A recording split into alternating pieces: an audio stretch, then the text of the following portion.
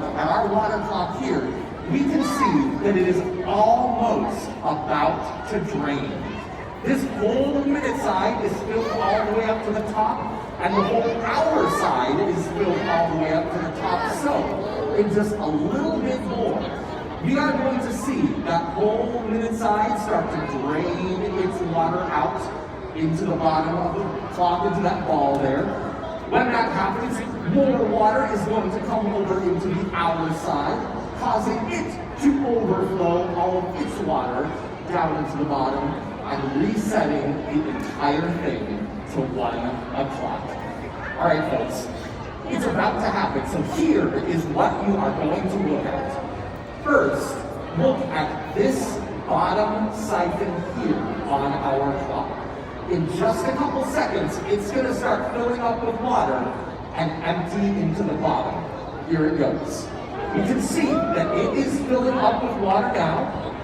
It is starting to overflow through that connecting tube. Now, look at the top of the minute side.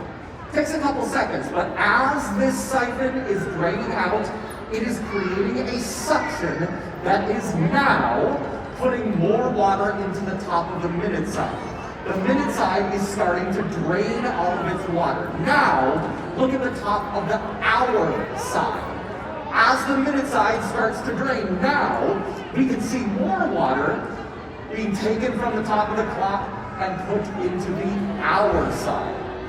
But just like those siphons and minute side, when it is too full, that water has to start overflowing through a connecting tube here.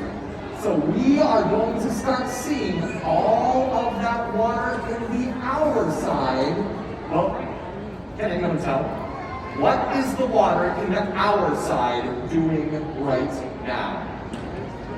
It is draining. I heard a few people say, folks, when I started this presentation, I said that I was giving this presentation at a special time of the day, and I had you kind of think about why this time of day might be special. And the reason is, because what you are seeing in front of you right now, the entire clock draining all of its water out at once, is something that you can only see happen once a day. You can only see this right here happening at 1 o'clock p.m. Well, I mean, it does also happen at 1 o'clock a.m., but none of us are here at 1 o'clock a.m. So this is the only time that we are here to see it work. All of that water is slowly draining back out into the ball at the bottom. The whole process is going to take about 6 minutes. So you are more than welcome to stick around and keep watching the clock as it continues to drain. Whew.